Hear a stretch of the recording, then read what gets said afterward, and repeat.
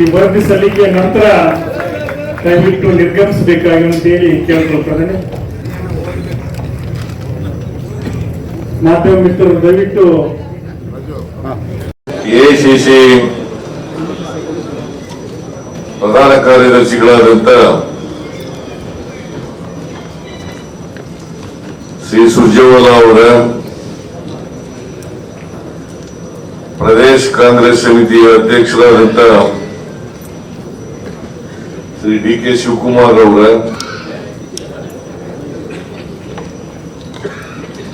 AICC ಕಾರ್ಯದರ್ಶಿಗಳ, KPCC ಎಲ್ಲ ಪದಾಧಿಕಾರಿಗಳ, ಶಾಸಕ ಮಿತ್ರರ, ಸಂಸದರ, ಜಿಲ್ಲಾ ಕಾಂಗ್ರೆಸ್ಸಿನ ಎಲ್ಲ ಅಧ್ಯಕ್ಷರುಗಳ, ಬ್ಲಾಕ್ ಸಮಿತಿಯ ಅಧ್ಯಕ್ಷರುಗಳ, ಮಾಜಿ ಶಾಸಕರುಗಳ, ಮತ್ತೆ ನನ್ನ ಎಲ್ಲ ಸಹೋದ್ಯೋಗಿ ಮಿತ್ರರೇ, ಈಗಾಗಲೇ ಸುರ್ಜೇವಾಲಾ ಅವರು ನಮ್ಮ ಕೆಪಿಸಿಸಿ ಅಧ್ಯಕ್ಷರಾದಂತಹ ಡಿ.ಕೆ. ಶಿವಕುಮಾರ್ ಅವರು ಬಹಳ ಸುದೀರ್ಘವಾಗಿ ಮಾತನಾಡಿದ್ದಾರೆ.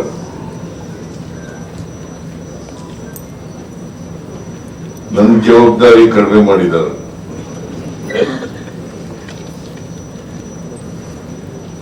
ಹಾಗಾಗಿ ನಾನು ಹೆಚ್ಚು ಮಾತನಾಡಲಿಕ್ಕೆ ಹೋಗಲ್ಲ.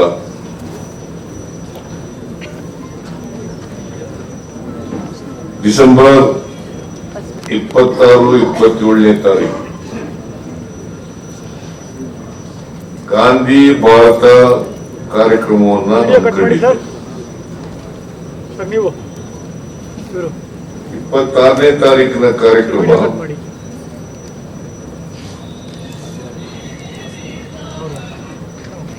ವರ್ಕಿಂಗ್ ಕಮಿಟಿ ಕಾರ್ಯಕ್ರಮ ನಡೀತು.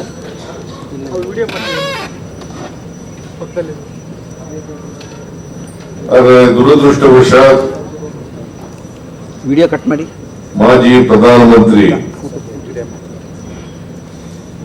ಮನಮೋಹನ್ ಸಿಂಗ್ ಅವರು 26ನೇ ತಾರೀಕು ನಿಧನರಾದರು ರಾತ್ರಿ.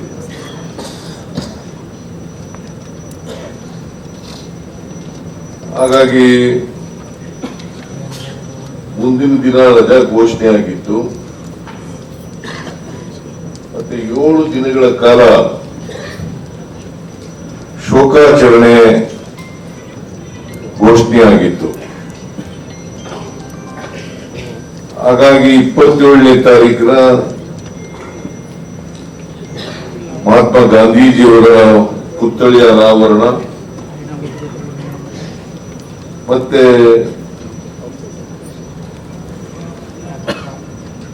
ಜೈ ಬಾಪು, ಜೈ ಭೀಮ್, ಜೈ ಸಂವಿಧಾನ ಈ ಕಾರ್ಯಕ್ರಮವನ್ನ 27ನೇ ತಾರೀಕು ಹಮ್ಮಿಕೊಂಡಿತ್ತು ಮಧ್ಯಾಹ್ನ. ಈ ಎರಡೂ ಕಾರ್ಯಕ್ರಮಗಳನ್ನ ಅನಿವಾರ್ಯವಾಗಿ ಮುಂದೂಡಬೇಕಾಯಿತು.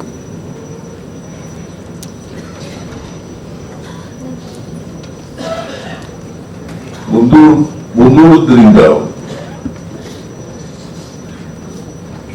ಎಐಸಿಸಿ ಅವರು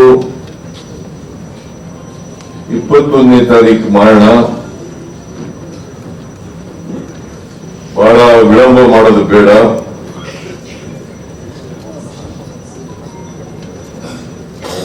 ಜೈ ಬಾಪು, ಜೈ ಭೀಮ್, ಜೈ ಸಂವಿಧಾನ ಈ ಸಾರ್ವಜನಿಕ ಸಭೆಯನ್ನ 21ನೇ ತಾರೀಕು ಮಾಡೋಣ. ಬಾಪು ಪ್ರತಿಮೆಯನ್ನ, ಮಹಾತ್ಮ ಗಾಂಧೀಜಿಯವರ ಪ್ರತಿಮೆಯನ್ನ ಅವತ್ತೇ ಅನಾವರಣ ಬೆಳಿಗ್ಗೆ ಮಾಡೋಣ. ಅಂದ್ರೆ 27ನೇ ತಾರೀಕು ಇದ್ದಂತ ಕಾರ್ಯಕ್ರಮ 21ನೇ ತಾರೀಕು ಜನವರಿ 21ನೇ ತಾರೀಕು ಮಾಡ್ತಾ ಇದ್ದೀವಿ.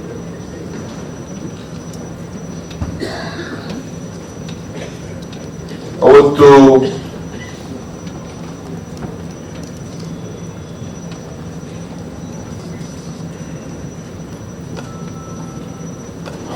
ಗಾಂಧಿ ಭಾರತ ಕಾರ್ಯಕ್ರಮ ಇದ್ದರಿಂದ ನಮ್ಮ ಎಲ್ಲ ಮುಖಂಡರುಗಳಲ್ಲಿ ಎಲ್ಲ ಕಾರ್ಯಕರ್ತರಲ್ಲಿ ಒಂದು ಹೊಸ ಉರುಪು ಆರಂಭ ಆಗಿತ್ತು.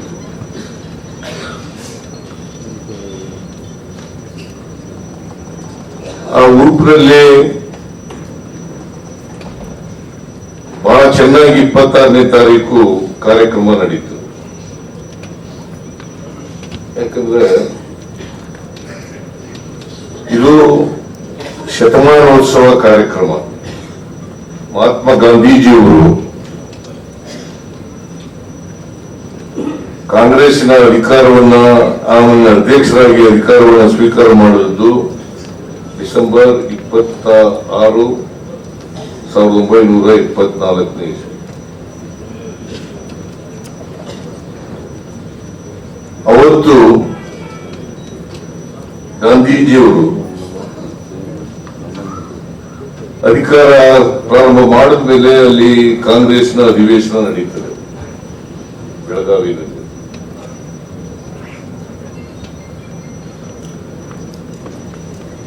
ಅದರ ಸ್ಮರಣಾರ್ಥವಾಗಿ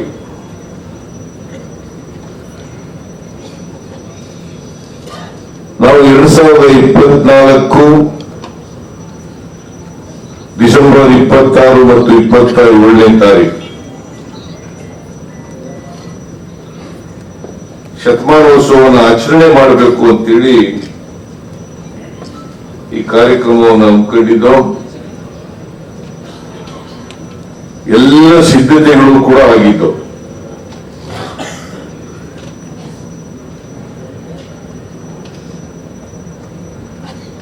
ಬಹಳ ಮುಖ್ಯವಾಗಿ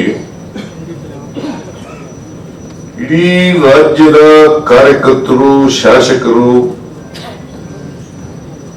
ಮಂತ್ರಿಗಳು, ಮಾಜಿ ಶಾಸಕರುಗಳು, ಸಂಸತ್ ಸದಸ್ಯರು, ಮಾಜಿ ಸಂಸತ್ ಸದಸ್ಯರು, ಎಲ್ಲ ಜಿಲ್ಲಾ ಕಾಂಗ್ರೆಸ್ನ ಅಧ್ಯಕ್ಷರುಗಳು ಈ ಕಾರ್ಯಕ್ರಮದಲ್ಲಿ ಭಾಗವಹಿಸಬೇಕು ಅಂತಕ್ಕಂಥದ್ದು ನಮ್ಮೆಲ್ಲರ ಅಪೇಕ್ಷೆ ಮತ್ತೆ ಎಐಸಿಸಿ ಅವರ ಅಪೇಕ್ಷೆ.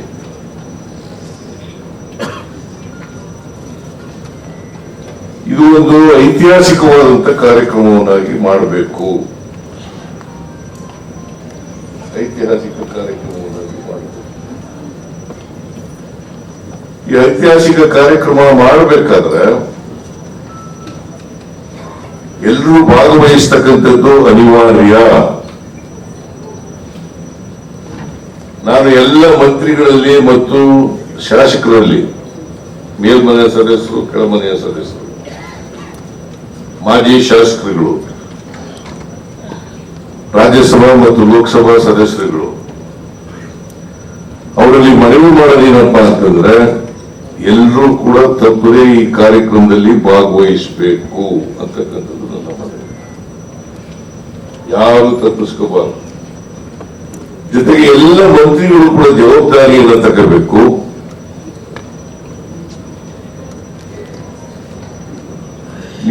ನಿಮ್ಮ ಜಿಲ್ಲೆಯಿಂದ ಮತ್ತು ಜಿಲ್ಲಾಧ್ಯಕ್ಷರು ಜವಾಬ್ದಾರಿಯನ್ನು ತಗೋಬೇಕು. ನಿಮ್ಮ ಜಿಲ್ಲೆಯಿಂದ ಕನಿಷ್ಠ ಪ್ರತಿ 10 ಜಿಲ್ಲೆಗಳನ್ನು ಬಿಟ್ಟು ದೂರದ ಜಿಲ್ಲೆಗಳು ಕನಿಷ್ಠ ಒಂದು ಕ್ಷೇತ್ರಕ್ಕೆ 100 ಜನ, ಒಂದು ತಾಲೂಕಿಗೆ ಒಂದು ಕ್ಷೇತ್ರಕ್ಕೆ 100 ಜನ, ಅದಕ್ಕಿಂತ ಹೆಚ್ಚು ಜನ ಬಂದರೂ ಕೂಡ ತೊಂದರೆ ಇಲ್ಲ. ಆ ರೀತಿಯಾಗಿ ಜನ ಸೇರಿಸ್ತಕ್ಕಂಥ ಕೆಲಸ ಆಗ್ಬೇಕು. ಇದು ಜನ 2 ಲಕ್ಷ, 3 ಲಕ್ಷ, 5 ಲಕ್ಷ ಸೇರಿಸೋದು ಬಹಳ ಮುಖ್ಯ ಅಲ್ಲ. ಎಲ್ಲರೂ ಪಾರ್ಟಿಸಿಪೇಟ್ ಮಾಡಿದ್ರು ಅಂತಕ್ಕಂಥದ್ದು ಬಹಳ ಮುಖ್ಯ. ಎಲ್ಲರೂ ಭಾಗವಹಿಸಿದ್ರು ಅಂತಕ್ಕಂಥದ್ದು ಬಹಳ ಮುಖ್ಯ. ಅದಕ್ಕೋಸ್ಕರ ರಾಜ್ಯದ ಎಲ್ಲ 224 ಕ್ಷೇತ್ರಗಳಿಂದ ಕೂಡ ನಮ್ಮ ಮುಖಂಡರು ಬರಬೇಕು, ಕಾರ್ಯಕರ್ತರು ಬರಬೇಕು, MLAಗಳು ಬರಬೇಕು, ಮಾಜಿ MLAಗಳು ಬರಬೇಕು, MLCಗಳು ಬರಬೇಕು, ಸಂಸದರುಗಳು ಬರಬೇಕು, ಮಾಜಿ ಸಂಸದರುಗಳು ಬರಬೇಕು. ಆ ರೀತಿಯಾಗಿ ಏರ್ಪಾಡು ಮಾಡತಕ್ಕಂಥದ್ದು, ಆ ಜವಾಬ್ದಾರಿಯನ್ನು ಹೊತ್ತಿರತಕ್ಕಂಥದ್ದು ಮಂತ್ರಿಗಳು, ಜಿಲ್ಲಾಧ್ಯಕ್ಷರುಗಳು ಮತ್ತು ಶಾಸಕರುಗಳು. ಈ ಕೆಲಸವನ್ನ ಮಾಡಬೇಕು ಅಂತೇಳಿ ನಾನು ನಿಮ್ಮಲ್ಲಿ ಅತ್ಯಂತ ಕಳಕಳಿಯಿಂದ ಪ್ರಾರ್ಥನೆಯನ್ನು ಮಾಡಲಿಕ್ಕೆ ಬಯಸ್ತಾ ಇದ್ದೇನೆ.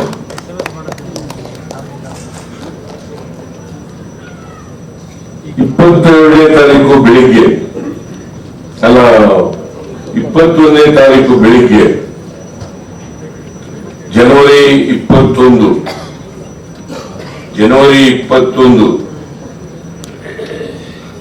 ಬೆಳಿಗ್ಗೆ ಸುಮಾರು 10:15 ಗಂಟೆಗೆ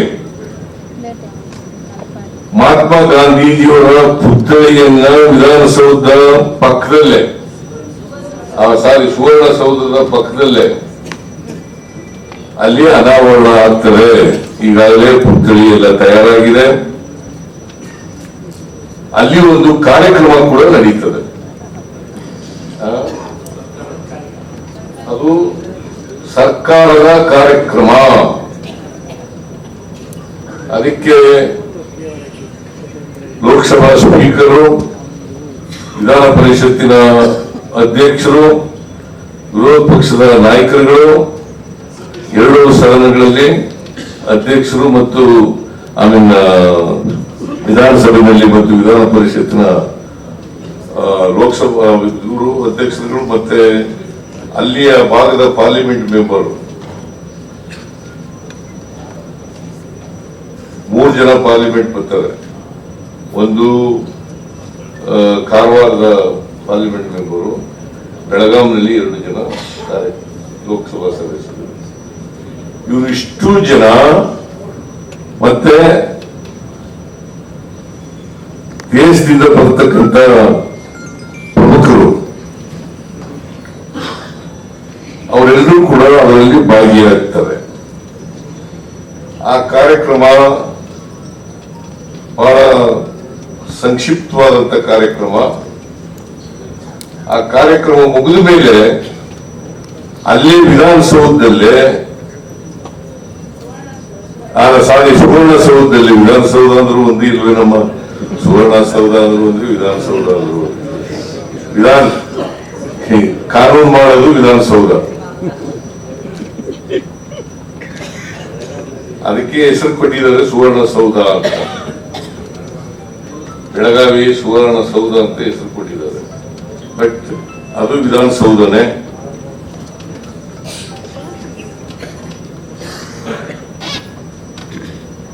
ಅಲ್ಲಿ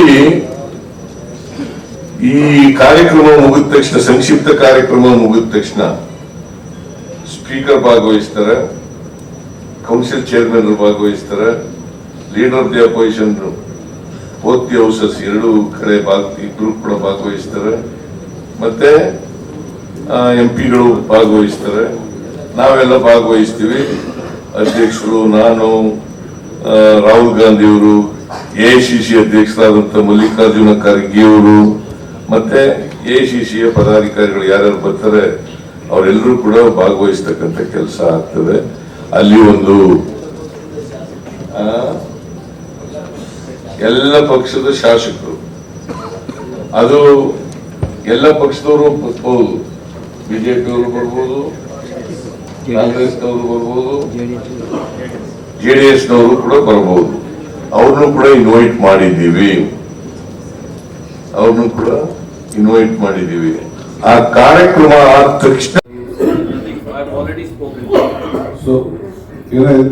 ಅವ್ರೇನಾದ್ರು ಪ್ರಶ್ನೆ ಕೇಳಿದ್ರೆ ಅದು ಉತ್ತರವನ್ನು ಕೊಡ್ಲಿಕ್ಕೆ ಅವರು ಸಿದ್ಧವಾಗಿದ್ದಾರೆ. ನಾನು ಏನಾದ್ರು ಹೇಳ್ತೀನಿ. Sir, was there any discussions related to some of the statements made by some of the MLAs related to the As action PCC of President the has told you, the agenda of our 2 meetings held so far and the 3rd meeting of the CLP that will be held very shortly is very simple.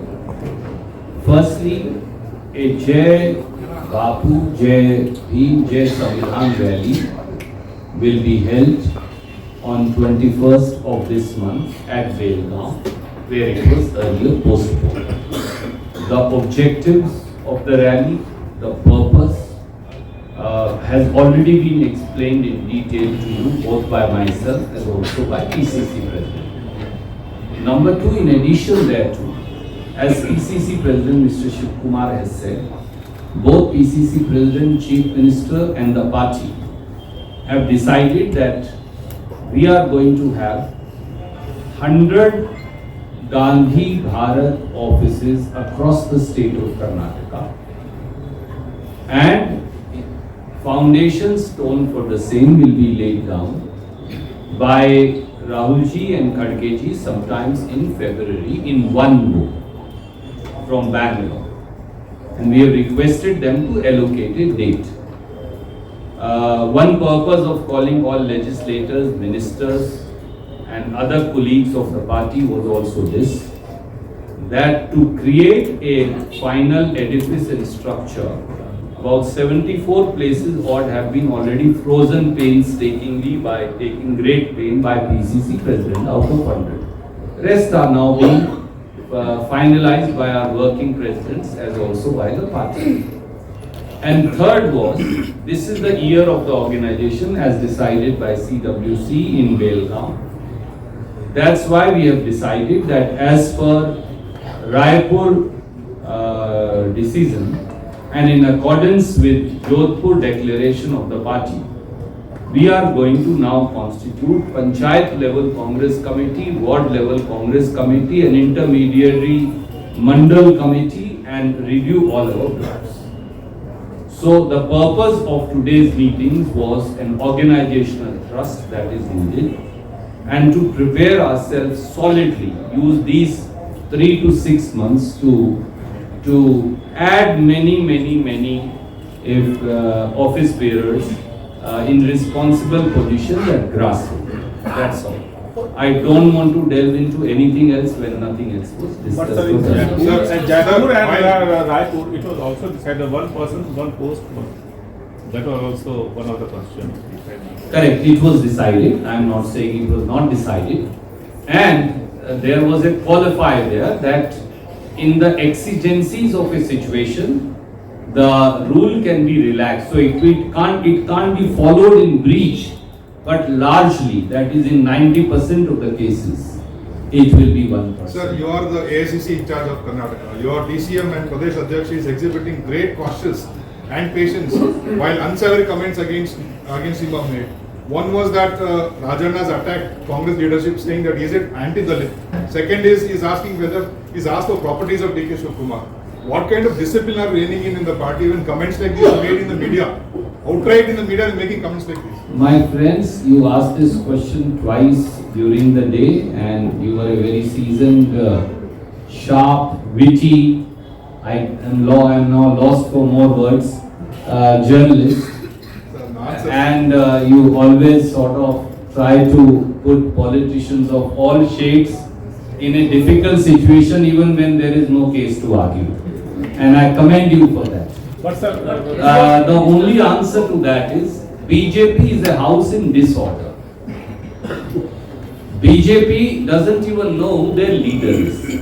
Yatnal is their leader, Ramesh Jharkholi is their leader, Ashok is their leader, Santosh Ji is their leader, Kumar Swamy is their leader, Bommai is their leader. Who is their leader? The problem is there is a fratricidal war going on. If in any party, it is in BJP. They lie in tatters and shambles. And there is an old saying that those who live in glass houses should not throw stones at others. The entire purpose of the noise being created by BJP, which sometimes dawns upon you also, because obviously everybody is influenced by an ecosystem that creates noise. They somehow want to distract attention from their crumbling house and attack the Congress guarantees. They are not attacking either Mr. D.K. Shivkumar or a particular minister or X or Y. So we will not go into minor distractions. We are like the Arjuna. Whether it is D.K. Shivkumar ji or whether it is Siddharamaiah ji, they are like the Arjuna. They can only see the eye of the fish, like Arjuna used to do. And what is that eye of the fish? Before elections also I used to use the same phraseology, let me recapitulate, and you used to ask. That eye of the fish was to form a Congress government. Now that it has been formed and Congress guarantees have been implemented, which everybody was skeptical of, including friends of the media. How will you do? Where will you get money from? I used to get 100 questions sitting right here. Now that we have done, the attack of the BJP is on those guarantees. They want to somehow deny people of Karnataka those guarantees. All others are manufactured allegations, and I reject them with the contempt they deserve. Thank you. Sir, any issued, Sir, elections are there. Sir, senior ministers were absent today, Rajanna and G. Parmeshwar. Can I say Parmeshwarji has been PCC president, he is an organizations man, he has run the party, he knows the discipline of the party. And I have conveyed my sentiments within the party to the other ministers. Sir, last time you have issued a dictat to all the ಎಲ್ಲ ಪತ್ರಕರ್ತರಿಗೂ ಕರ್ನಾಟಕ ಪ್ರದೇಶ ಕಾಂಗ್ರೆಸ್ ಪರವಾಗಿ ಧನ್ಯವಾದ. 3,000 crores. Now they have received only 6,310 crores. Chief Minister has tweeted about this, saying that it is injustice which has been done to the Karnataka side. We want to just, we are going thoroughly on that. Obviously, they have calculated our share. I think we feel that injustice has been done and we are going to fight it out. Any dictat will be issued against the leaders who are making controversial statements, who are making loose talks. My CM and my in charge General Secretary will take care of Sir, that. you have given report card about 31 ministers in the performance, sir. Yes, of course, myself and Chief Minister, whatever the ministers have given about their work, we have submitted the report card, and a separate committee also will be formed from the KPCC also. ACC also will look about how their departments have been helpful to the people of Karnataka. So will there be any reshuffle expected, sir? After this reshuffle, sir?